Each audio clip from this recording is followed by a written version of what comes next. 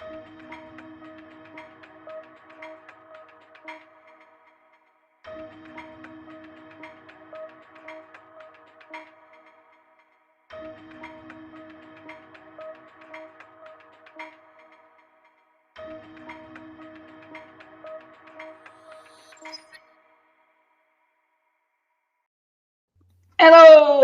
hello, hello. Welcome to another live stream talk on Restream.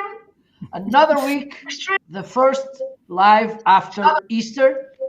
Hope you had a good time with the Easter Bunny. So, Harper, how are you?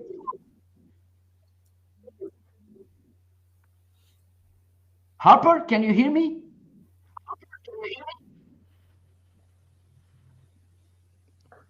Well, we missed.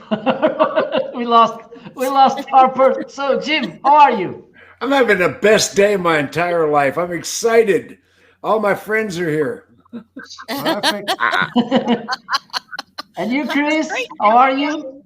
For me, it's also a very good day. My friends are here. I have read a lot of the book of Jim, and I liked it very much.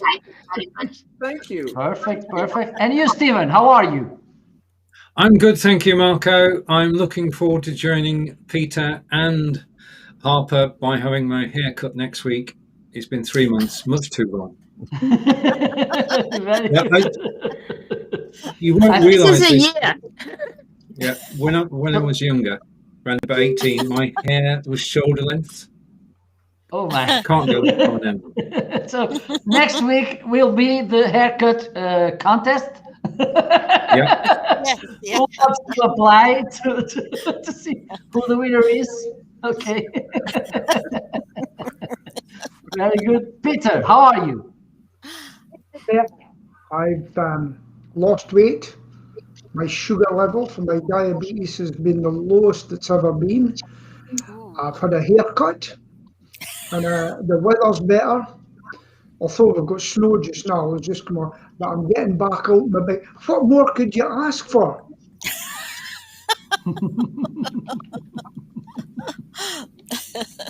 And you, Maria, how are you? I'm fine, thank you. So nice to see you all again, and thank you for allowing me to join you. It's a beautiful day outside again, sunshine, and I moved my plant over to give a little bit more of a homey feel. I'm learning. Hi, everyone. Hello. Harper, are you there now? I am. You're frozen. How's everybody? Doing really good here in Arizona, USA, and the weather's finally nice. It's looking to be 31 to 33 today, so centigrade, of course.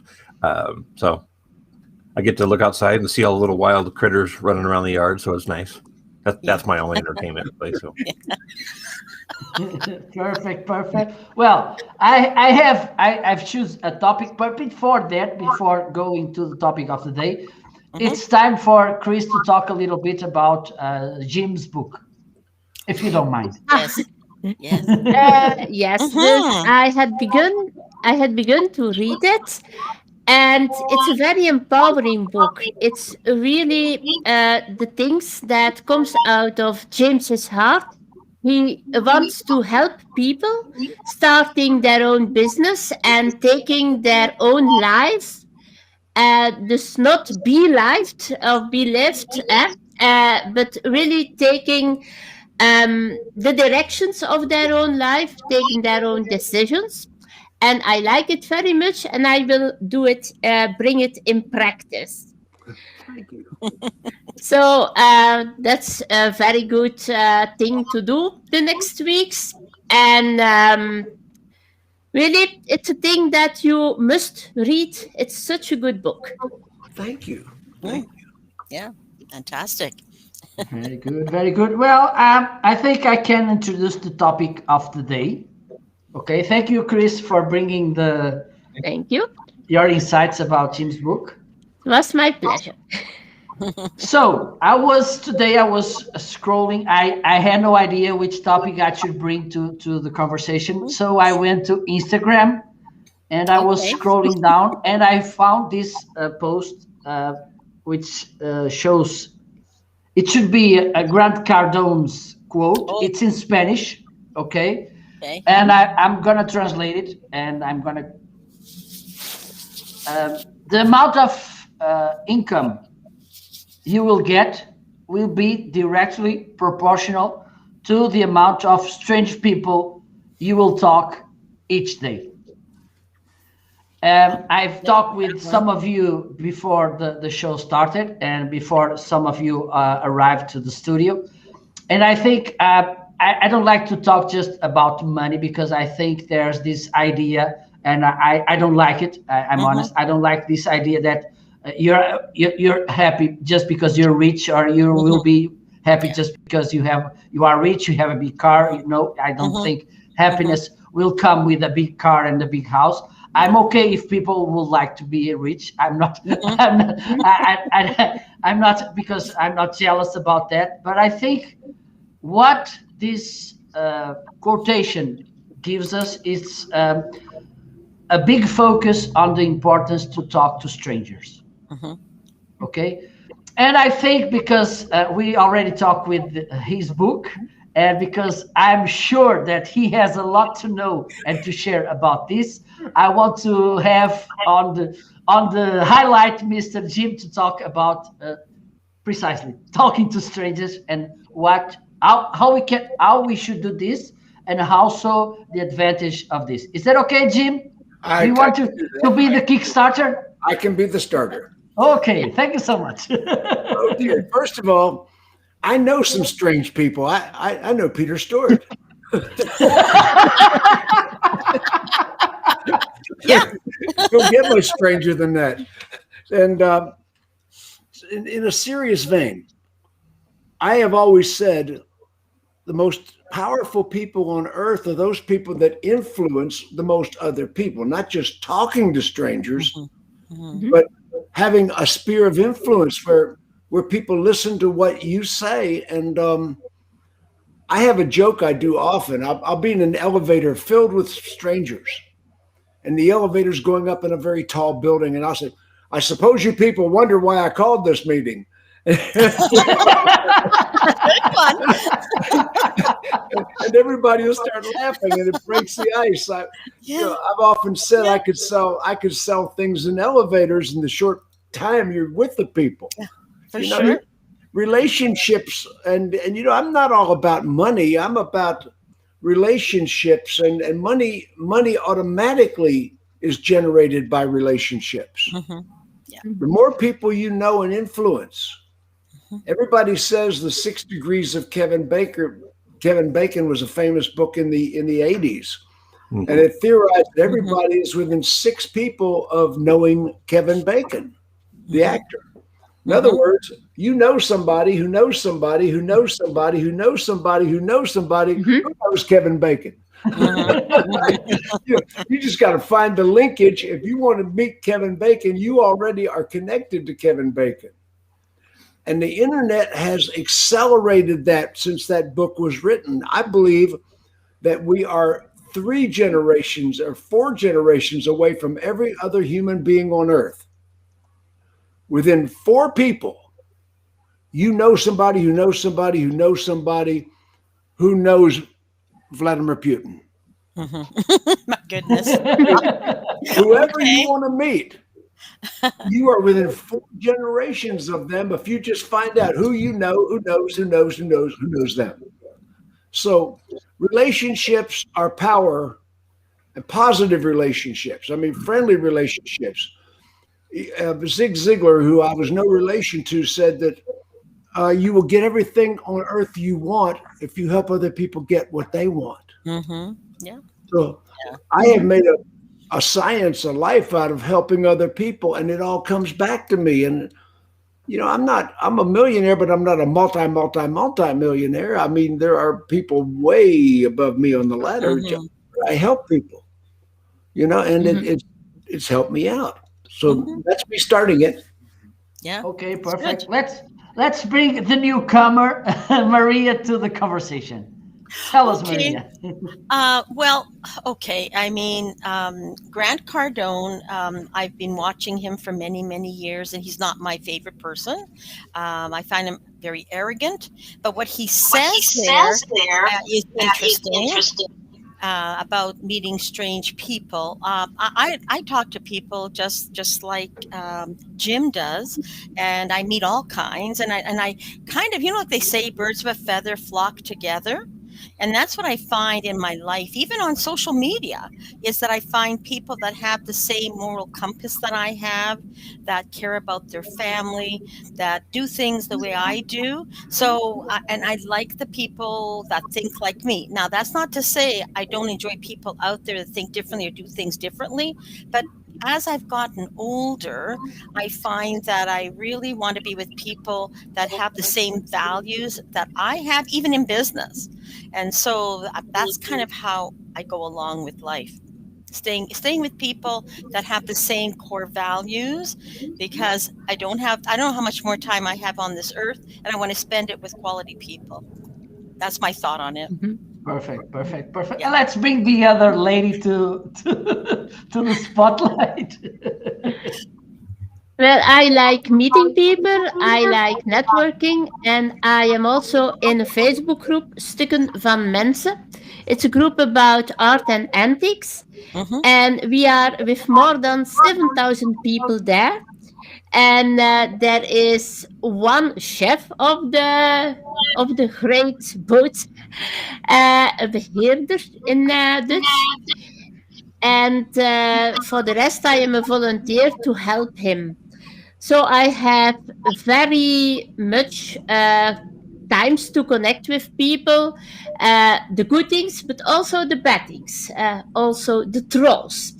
And there are, not all the moments are then very good to have with trolls, because you have really people that don't respect others and that are very unpolite. And I must see how I can make from those people good people that will be ambassadors for our group. That's a thing where I'm still looking for how can I connect with them in a positive way, so I don't have to set them out the group, but I can do something so they don't do strange things or don't do unpolite things against other people in the group. So Yes. that's a question. That's good. Stephen, the first stranger in the room I met. Right. Okay. First of all, I have an admission to make, an apology to Jim. When I created the messenger group, I added a certain James Aziegler. But it wasn't our James Aziegler. You're not the Oh no! I thought to myself, why does Jim keep asking for the link? But we've been doing that for weeks. I copy the link Marco gives us over to Jim. Anyway, I've removed one James Aziegler and replaced him with a better James Aziegler. So we should be plain sailing from now on. Right, okay. Now, I generally get to speak to about 8 to 10 people each day during the week.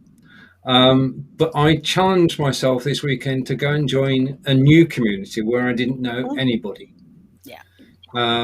Because I heard of this site called Mixcloud. Now, Mixcloud is a British company, and basically you can play music live on the website, any music you like. You can have a live show and nobody complains. Facebook can't stop you. YouTube can't stop you. You can play any music you like. Wow. And I knew nobody when I went there. And I've made 15 new contacts in the last week. And, you know, I've done 2 broadcasts over there, uploaded 2 playlists as well, and got to know new people. It's a totally new arena. I mean, just like in live video, we all help and support each other. The same is true of DJs. Well, we know that because Jim's here, but DJs are friendly.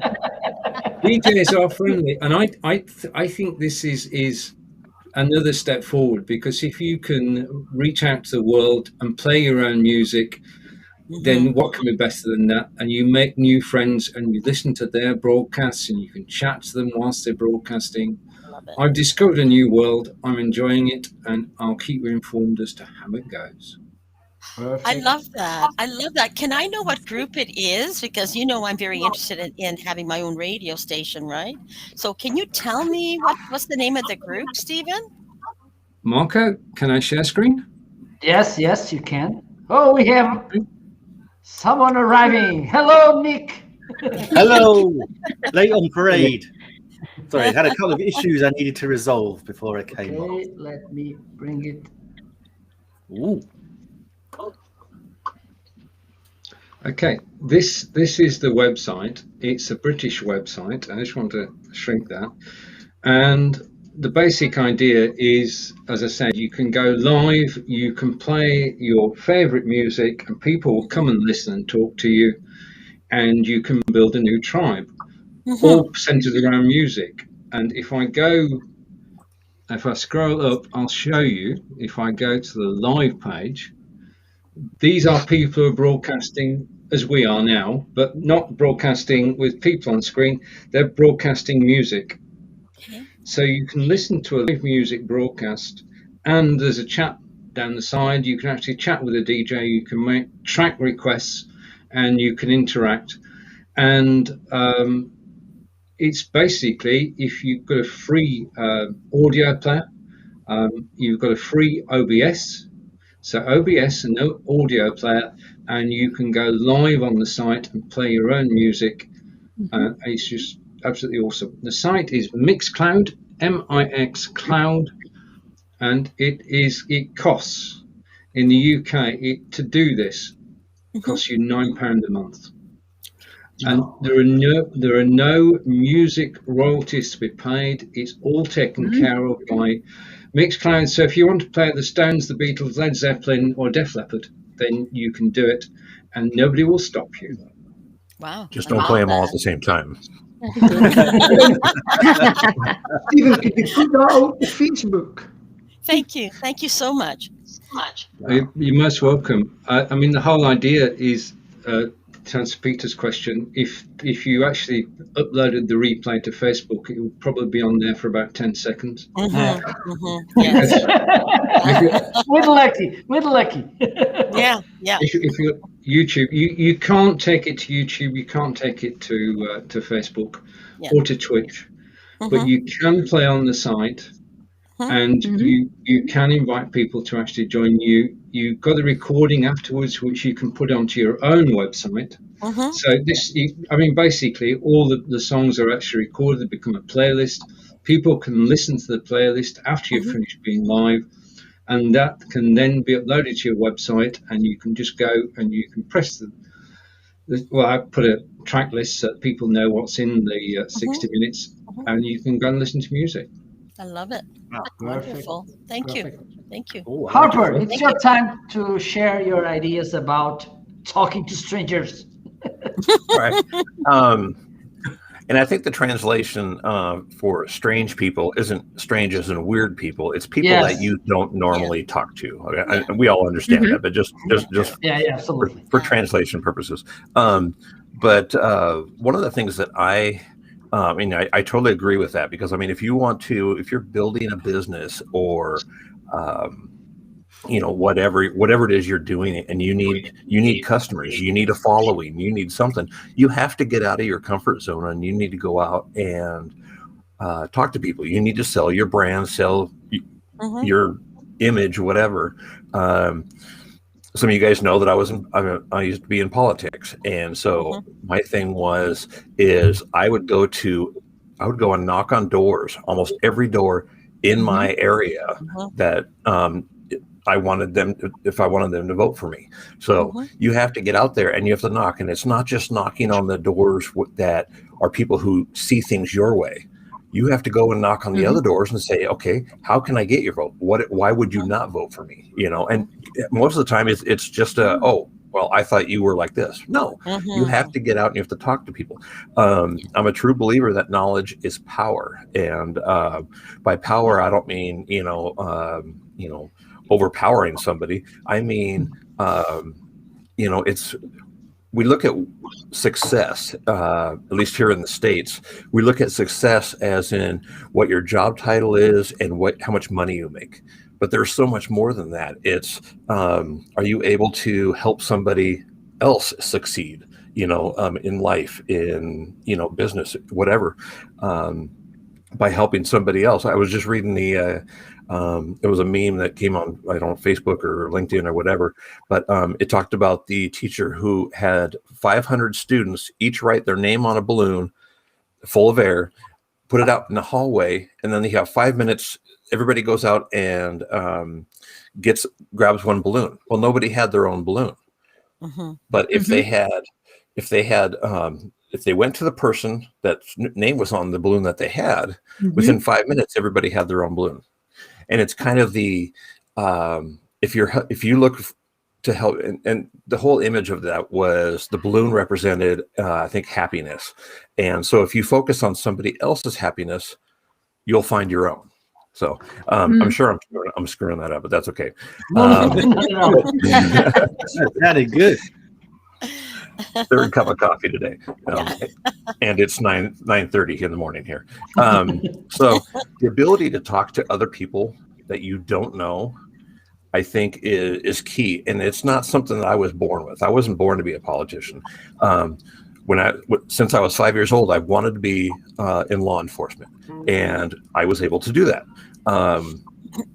And it's one of those things that you can't be shy. And believe me, I was the shyest kid that you had ever met in your life. You'd never know it now, but if I had to stand up in front of the class and talk to people, mind you, these are people that I've known for, my whole educational life, which is like 6 7 years at the time. I would have anxiety. I would be like shaking and I had a stutter. So my dad had a stuttering problem. His was so bad that he got drafted in Vietnam, and they actually said, "Go ahead and go back home. Thank you for playing." His stuttering was that bad, and mine was bad too. But it's one of those, you have to overcome it.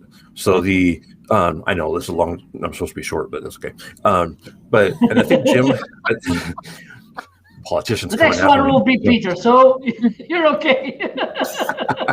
I think Jim talked about it, sphere of influence. You have to surround yourself by people who want you to do better, to improve yourself, not people who want something from you. Just by being around these people, you want to do better. So it's like hanging out with a bunch of unemployed people. Is that going to make you want to do better in your career or in your business or whatever it is? It's like, no. So, I've got several multi-million-dollar millionaire friends, and that's who I used to get business advice from, because I've owned a couple businesses in my life. Yeah. And that's who you want to get advice from. You get advice from people who are already where you want to be. Or the next step to where you want to be. So, all right, stepping down from my soapbox. Yeah. Very good. Good, very good. Very good. Yeah, Mr. Stewart. Okay. Well, let me tell you, many years ago in the 1980s, I read the book, and you probably have read it, How to Win Friends and Influence People. Yeah. Dale Carnegie. And I read that book. Now, as you know, I'm not shy coming forward. And I've made many a friendship and helped people by going up to strangers. Well, let me tell you why I go up to strangers. I love it when they wear badges. They wear a badge sitting there. It's there for a reason. I'm this, I'm that, and that. And I will go up and say, "What's a nice badge? I haven't seen that badge before. What is it about?" "All right, okay. I seem to know you from somewhere." "Yeah. Next time, do you mind if I sit down?" And I've done that many, many times. Just the other day, as you know, I go about in my uniform. I've got a baseball hat. I've got a business jacket. I don't do a shred of work. It's my marketing. And I walked about and I was getting a coffee from a place yesterday. Was it yesterday before? And it's got Aberkill Pest Control written on it. And this is a funny question people put to me. They go, is that what you do? I could say, that I don't do that. I'd say, yes, that's what I do. Can I be of any assistance? Oh, we've got moles, we've got this, name and everything. So that's worked. And once, well, as I know, like Harper, I'm an ex-soldier, and I wore a little pin badge, really small. And I knew this guy had been in the army. He'd been 22 years in the army. I knew that before I went there. And I never met before. And I sat down there, and I could see him looking at that badge. And I said, nothing. And he kept looking at the badge, and I said, nothing. And then he cracked. He could either have cracked, or either I said, I see you keep looking at this, do you know what it is? But he went, what's that badge, Peter? I says, that's my regimental badge. Oh, really? What was you in? I says, I was a tank soldier, Royal Scottish Guards. What were you in? I knew what he was in. He said, oh, I was infantry.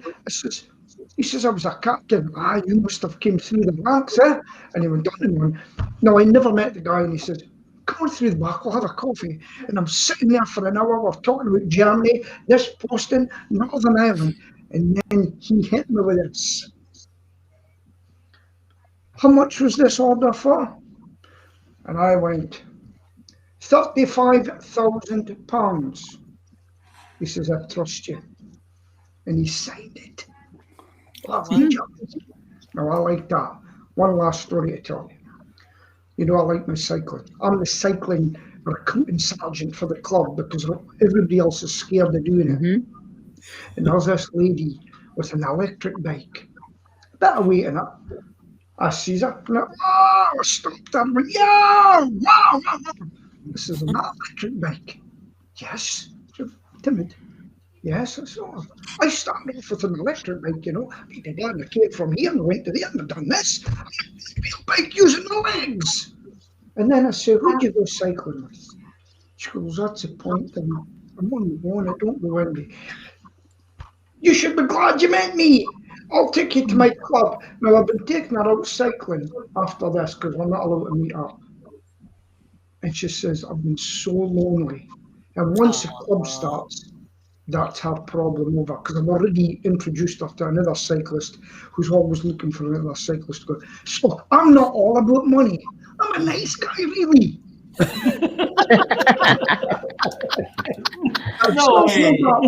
Still build the wall. So Excellent. let's bring Nick. I don't know if you know the topic, Nick. No, sorry. Is it about talking to strangers? Perchance. Kind of, yes. Yeah. If you hadn't gotten that so far, we're way off topic.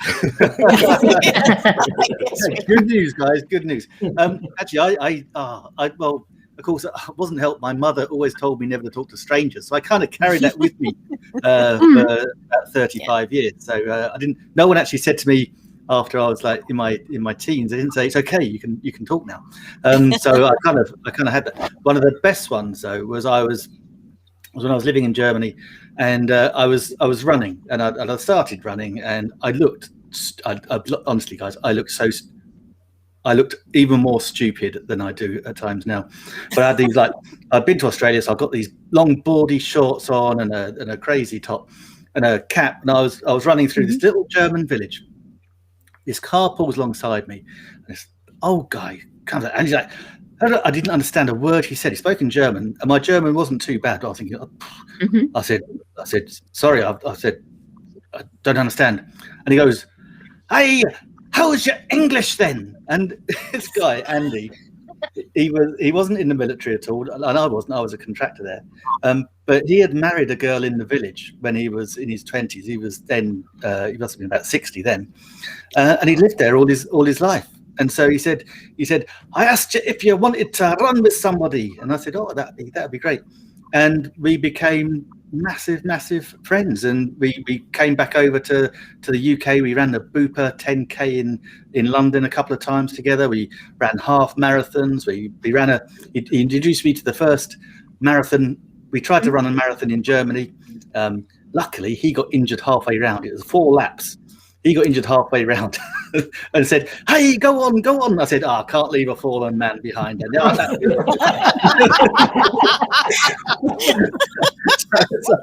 so we stopped, and it was so funny. We saw all these people with medals. We were about to leave, and the race organisers came up and said, "Oh no, it's a not a falafel, but a faffle. So it's a relay."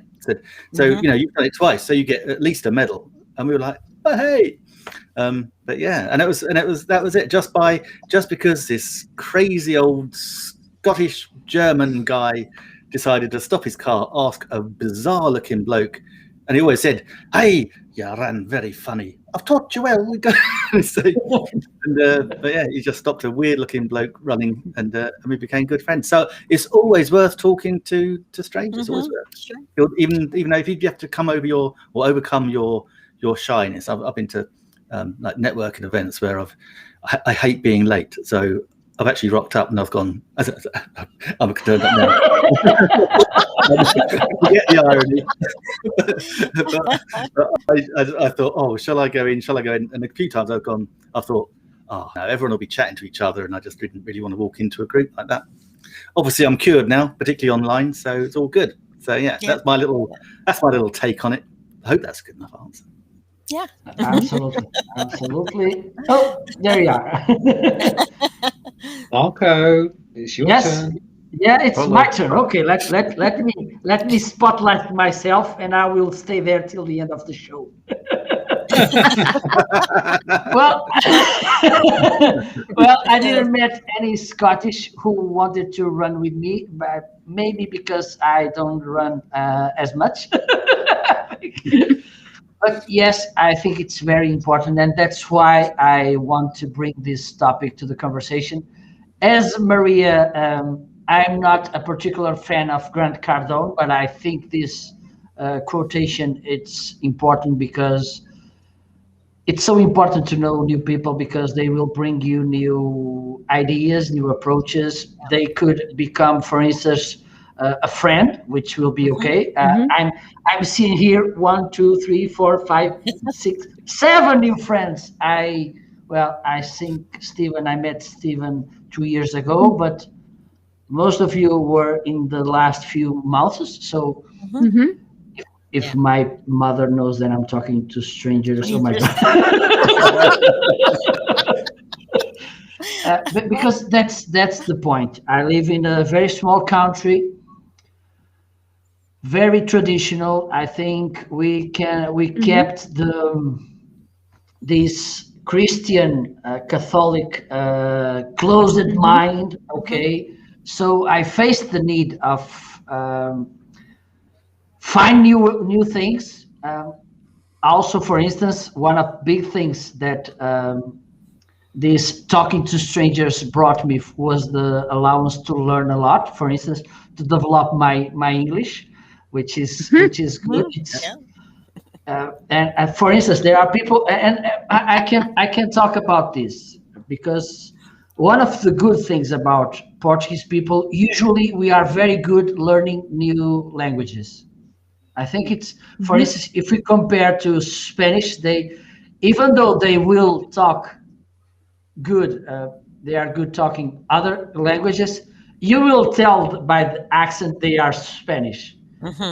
That's very easy. Portuguese, we don't have this thing because our language, our idiom is very, I don't know, neutral, and it's easy to tell if it's an Italian, a French, a German, but a Portuguese. You will notice that it's foreigner, but it's hard to tell that he's Portuguese. Well, it's how you can spot them. If it's hard to tell, maybe they are Portuguese. And yes, I'm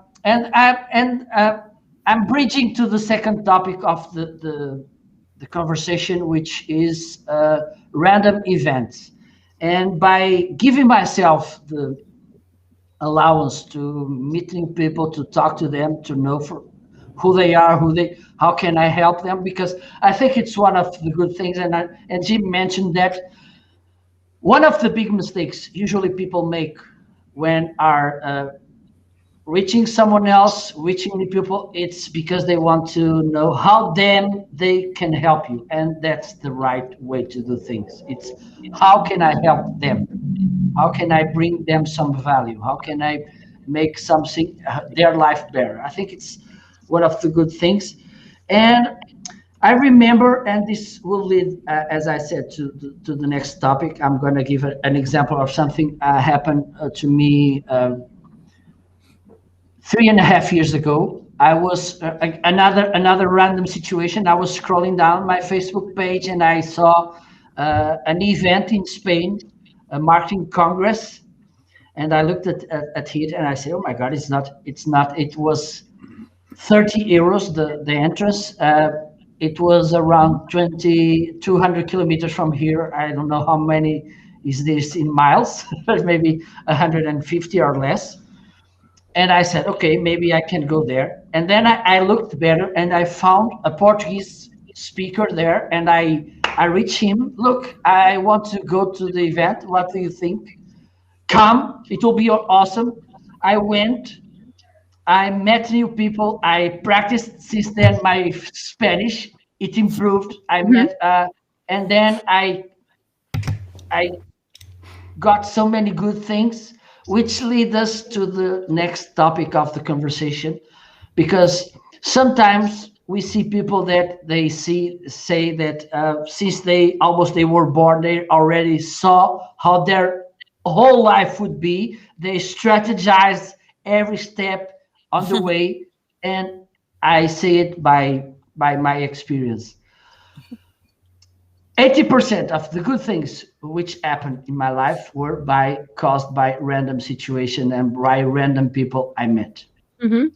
So the next topic is which random situation with random people happened in your life that somehow changed your life. And let's start again with Mr. Jim Aziegler. You said that. I'm sitting here going, well, what random people changed my life? Mm-hmm. Oh, golly, there have been so many random people. Of course, my wife changed my life. You know, Yes. Yeah. I was actually dating a woman fairly steadily when my wife came into my life, and I dropped her like a hot rock. When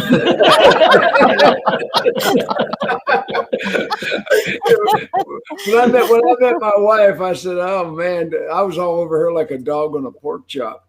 You know? It was like she's the one.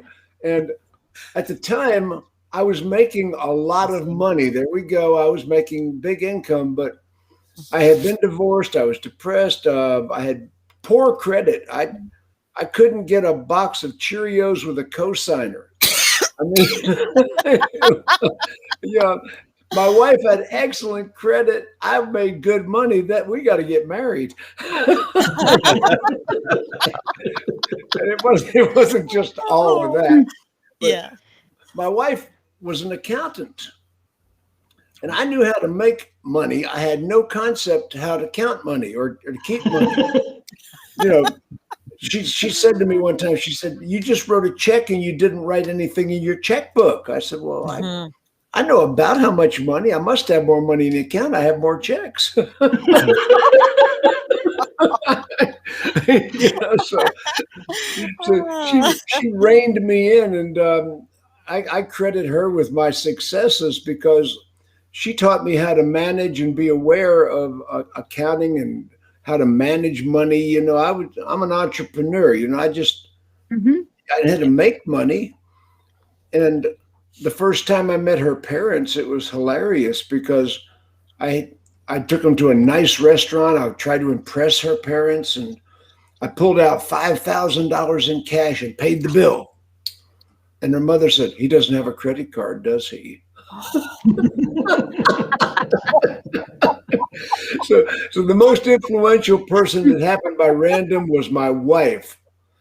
She walked into my life. I met her, and instantly, I knew that I had to know more about this woman. I had to meet her. I had to find out more about her, and we've been married 36 years. She's the best one so far. I guess. If she receives this broadcast, I'm dead. That's me. Next. Maria. Oh my goodness, that's such a good question, Marco. It really made me think. I mean, I would say I was very fortunate to have the parents I had, and that just happened from birth, right? And they were so influential in my life, and I still, I still carry on a lot of the things I learned as a child. But I would say, just like Jim, my husband, I met him in Europe. I was studying music; he was studying medicine, and I met him in Italy. Rome, Italy, and I would say he influenced me the most as far as understanding culture, because I was Canadian born, went to Europe. That was my dream since I was a little girl, 10 years old. And he showed me so many things about life, understanding about education. And, he showed me a different way of living. Now, we did break up, we did divorce, but boy, I learned so many lessons from him that I would have never learned before. So I thank him for being in my life. I'm sorry it didn't work out long term, but even up to the end, he passed away in 2019. I was there helping him through his process. He had cancer. So we remained friends for all of our life. So, but I thank him for having opened up the world to me. So I must say, yes. Perfect. Great story. Chris. It's a very good question, and it has I went to Yahoo because it's an export field, and good questions to put on Restream stocks. So this is a special thing because the person that I want to say that is the person who did that. He's here. It's Stephen. Oh, who's gonna? Oh my God! And, what has happened was the following thing. When I see my life from I was little until now, there is something that has changed. Before I met Stephen, I was always in service of other people. Really, always. Also, the beginning of live streaming was the same. I want to do that for the school, not for myself. And art, the same thing. That was to upgrade the collection for my father. And so I discovered that I didn't do something for myself, really. I always in service for other people. Yes, that was my life. And then Stephen has interviewed me. And I saw what live streaming could mean, and I found something that is really pleasant, that is fun to do. And now I do it not only for the school, now I have real pleasure for myself to do that. And even my cat, the second most special person in my life, likes live streaming because sometimes he sits here on the couch, and it's an assistant. And I know Marco has also such an assistant. So that's life changing for me. I see now also people from all the world, and I learn English. Yeah. I have even bought a dictionary for that. And it's a new world that opens for me. So I'm very glad that has happened. Thank you, Stephen. Very good. So I think I have no other thing to do. I knew that was going to happen. And I think live video is magical. And when I interviewed Chris, that was the start of a special relationship. Yes. Most of the things that have happened in the last 5 years. The only exception, I mean, all of you joined my life through live video with one exception, that's Jim. Jim and I have known each other for 15 years, but everybody else I've met by accident since I started live broadcasting. And it's networking and live broadcasting. I mean, I met Angelica online. Jim knows where. It was a British site called Academy. And we connected there. We got talking there. We went on Google Hangouts, and we're still together 10 years later, which is brilliant. Great but friend. all of you have a special place in my life, and the fact that you're all together is totally amazing. I mean, Peter and I mean, we sort of, what's the phrase I'm looking for? We can wind each other up, but we're firm friends. And we enjoy each other's company. We must do. We've been broadcasting together for 5 years. Chris, as I say, was a very special broadcast, and that brought me to a new country, to Belgium. And I made friends in Belgium through Chris.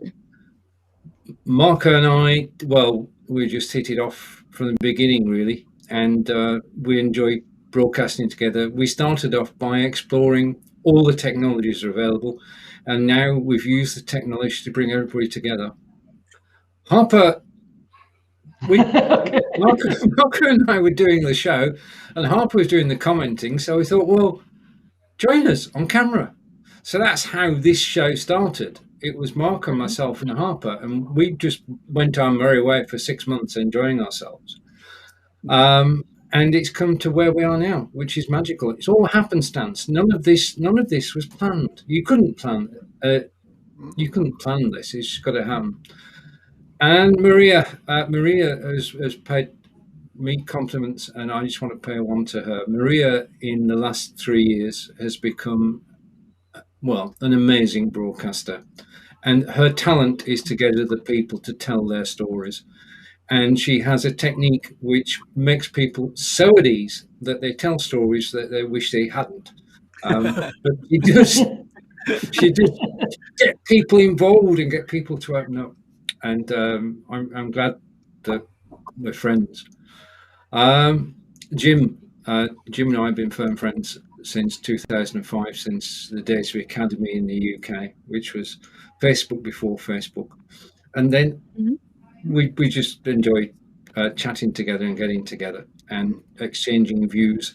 We come from, I mean, this is it. If you take the political persuasion of everybody here, then it has to be said that Peter and Jim come from the other side.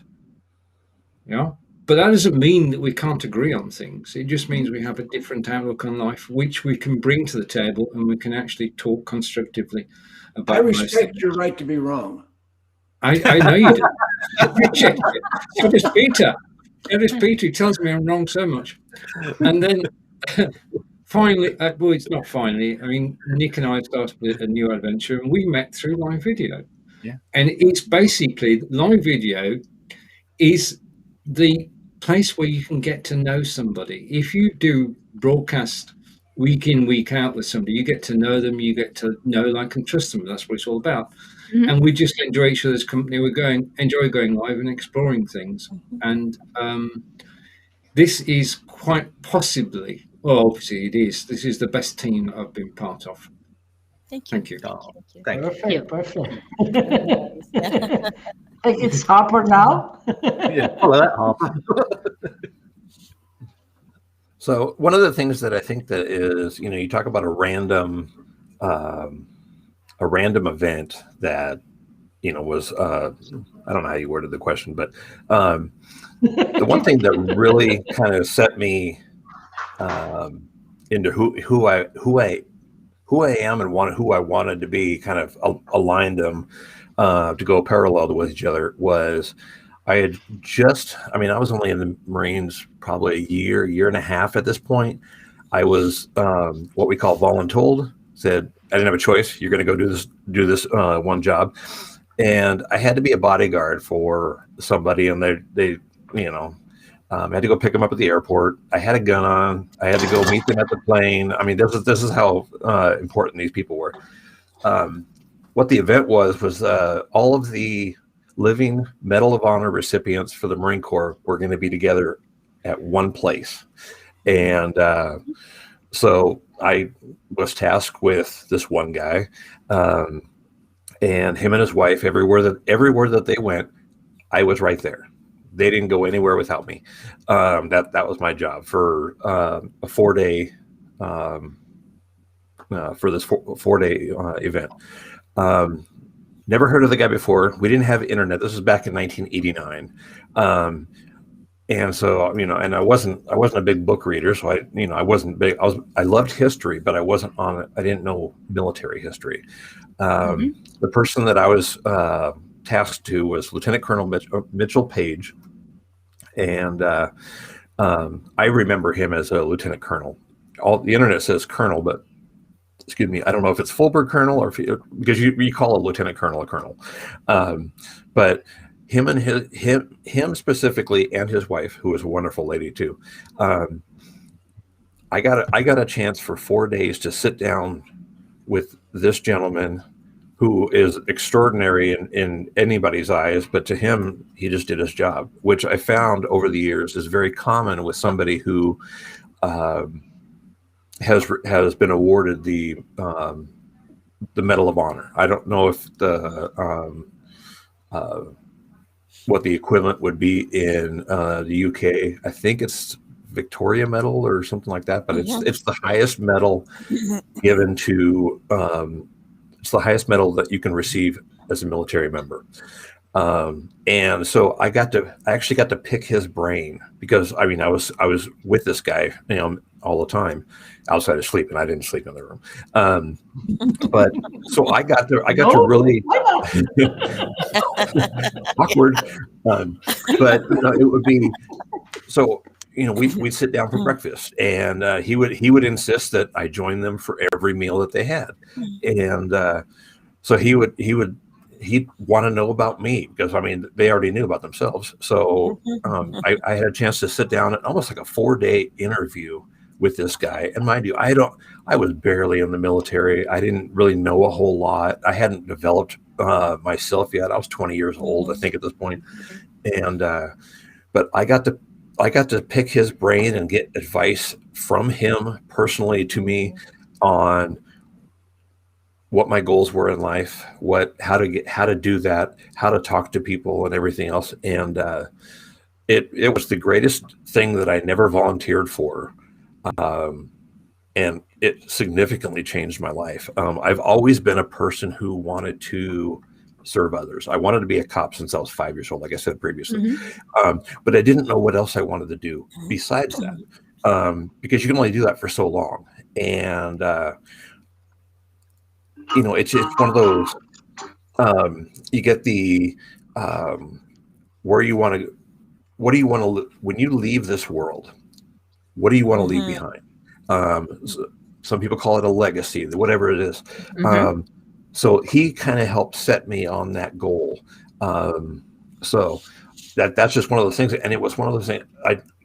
After that, I started volunteering for every kind of duty that came up. They're like, hey, I need somebody else, and I'll do it. And in the military, you get this thing going, don't volunteer for anything because you're going to get some really bad duties. And I did. I got some really, really crappy duties in some of the worst places in the world. But doing those really nice things, I got to meet people that later would be like, hey, I want him for this duty. And they're like, we got better people than that. And he goes, no, I want him. And so I got to do some really cool things. But it's like a random networking that forces you to kind of go, oh, okay, this is what I want to do. But yeah, Mitchell Page was I think one of the many key things. But in my young military career and my adult life, I think he really set me straight on, where I go rather than having just my regional influence growing up in the Seattle area. He kind of said, okay, you're an adult now. Here's how you do this as an adult. And I think that really, I'm forever grateful for him, and hopefully someday I can meet him again. And, he's already passed, but, and shake his hand, say thank you. You know, I'm here because of you. So, as Peter says, back to you. Perfect. So let's get Peter. Is it me? Yes. Okay. Is it me you're looking for? Yeah. Right. Okay. Right. A couple of people random found him in a thing called Blabbing for Britain, and that was Stephen Healy and John Upton. They've been very good to me and helped me out a lot. I don't know if I've been any good to them, but that doesn't matter. Anyway, I'm not worried. So I remember 4 years ago when I was told that to go in and get a triple heart bypass.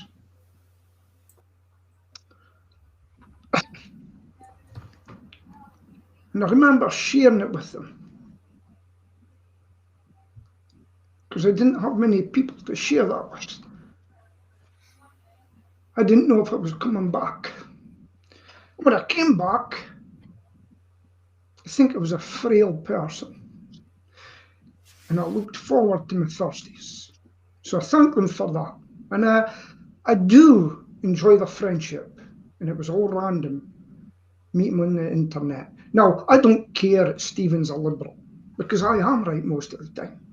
I'm never wrong. That's besides the point. Right, let's start out of the way. Right. Going back to random strangers.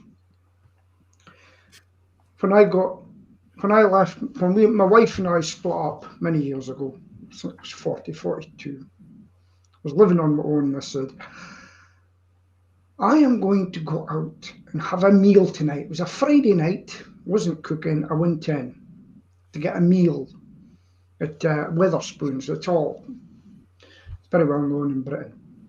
And I went in and I got my meal. And I looked over and I saw my cousin. And I went over to her. And she seen her friend called Madge. And she's like, I seen Madge for years. And she went over with her.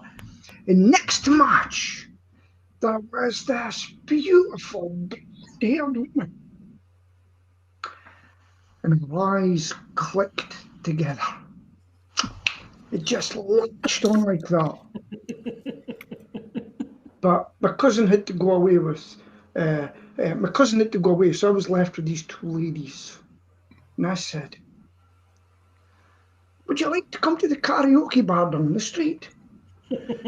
One of them said, smoothie. Hang on, I'm just going to write these lines down. Listen. Speak slowly, I'm making notes. Listen, her friend said, no thanks, because we're going down to see this other singer in Aberdeen, a very good singer who happens to be my mentor now. And I went, oh. But Sheila said, no, let's go down for a while. And I said, okay, that's good. I've hoped a bit. Bait's out there. So I went to the bar and bought them a drink. And I says, I'll go and put up a song for you and I'll sing to you. I went up. Not romantic. Put my name down. I turned round. So I chased him up the street. I knew where they were going. And I said to her, I met him in the pub. I says, it would be nice for you to say you were going. And she was red-faced. So I met her again. We just met again in the city. I went to this nightclub, but she had just left her husband too. And then the next thing, she done her run. She ran. She was scared, she told me later, to get involved. So that was it. So I went out on my own one night. Again, I went to a nightclub. And you're not going to believe this. There was a woman who took a shine to me big time. Oh, that is hard to believe. She started kissing and slobbering into me. What was a man to do? Kiss her back. I just was taken aback. And next thing, there was a elbow on my shoulder. It was Sheila. And she goes, I suppose she's got beautiful eyes as well, has she? So I met her for the fourth time and I said, look, I think you better give me your number. and I got her number. It's just not here. I can't get rid of her. But honestly, she is the best thing that happened to me. But she wouldn't marry me. Oh. I'll tell you why. Because we both got the same surname, Stewart and Stewart. So we saved her a fortune. And that, and a lot of people, because Sheila, I tell you, people say that, but she is a stunner when she's dolled up in that. I've had to fight men off her, beat them up. And when people say, Sheila, how did you end up with Peter? I reply for her, and I say, she's lucky. The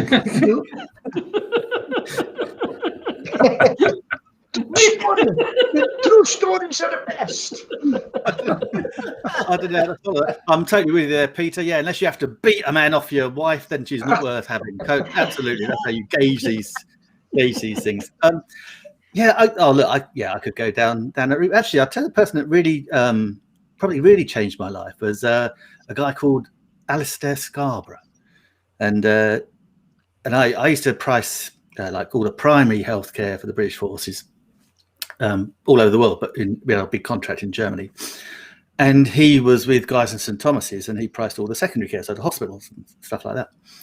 And when I'd first joined the charity that I worked for, they'd had this joint bid to get it in initially, but then the two partners or the three partners kind of drifted away. And Alistair was a very abrasive type of person. He wouldn't suffer fools gladly at all. And combined with that, he was a very tall, imposing guy as well. And so I'd never met him when I first had to go and meet him. And I was like, oh, okay. So, but we just hit it off. And it was at a time when I was predominantly, all the head of the primary care people in our health service were all women, because there was head of midwifery, head of health visiting, head of nursing, all that. So that all women. And I've got to say, no disrespect, ladies, but my God, I'd rather some women are just evil. They really are. They go after each other like God knows what. So anyway, I was like there as a bloke, and also I was, because I was the finance guy. My boss hated flying, so he was like 500 miles away, and would never come and see me in Germany. So I always felt fairly isolated. And so when we had to get back and actually redo some new bids, and I met Alistair, it was really good that we hit it off, and it was just nice to have a bit of male company. But the really funny thing is that when we were coming up to our last joint bid to run the health care between us till 2019, there was only two people. The fractions and the animosity between my charity I worked for and Guy's and St Thomas's, all their heads, they just absolutely were at loggerheads. weren't even talking at all. And the only two that were talking was me and Alistair. And the typical way the MOD do these contracts is, they wait till it's Christmas and everyone goes home, and then they release the tender documents and say, oh, we need that back by the 31st of January. And he just rang me. I think it was everyone was shut down till about the 5th of January. And he rang me on the 2nd and said, I guess, Nick, we need to get together because we're the only two talking. And that's what we did. I mean, we got the contract and everything, but it was only because we were talking. We actually managed to do the vast majority of it. And he was just a really, I don't know, to a lot of people, people just didn't like him. He was abrasive and arrogant, and I guess a bit too similar. But he knew his stuff, and we would push each other to actually learn things. I was on the phone to him the other day, and he was bemoaning the fact that we used to, if we couldn't work something out, if we didn't know how to do something on a spreadsheet, we'd work it out, or we'd Google it, or we'd look it up and find out how we did it. He said, because these days, he said, I'm employing these people, and you think that's the first thing they would do. He said, and they don't. They just don't think about it. So he came into my life at the right time, kept me sane for a good 5 or 6 years, and became friends. And the nice thing is, we're both back in the UK, and he actually only lives about 5 miles down the road from me, so we get to see each other every now and again as well. So nice bloke, and not sure he changed my life, but certainly enhanced it, if I'm going to be slightly different. but of course, you guys and live streaming, wow, I mean, unbelievable. But the live streaming, I guess, though, was Owen Hemsworth, because he got me producing live stream about a year and a bit ago. Okay, yeah. So yeah. Perfect. Excellent. Yeah, fantastic. So we came to the end, so it's time for Stephen Healy to wrap up. Yes. Wow. Okay, So fast. happy to wrap up. I just want to mention two people who are part of the team, and we're looking forward to them both being back on camera with us. That's Corinda, who's the most awesome supporter of my video and the bravest man I know. And we look forward to you being back with us, Corinda. And to Dom in Sarnia, Ontario, we look forward to Dom returning to us as well. Yes. From the team here, who are getting closer together every time we broadcast, we thank you for watching. Take care, and we'll be back at the same time next week at my house. Bye for now. Bye. Bye, everyone.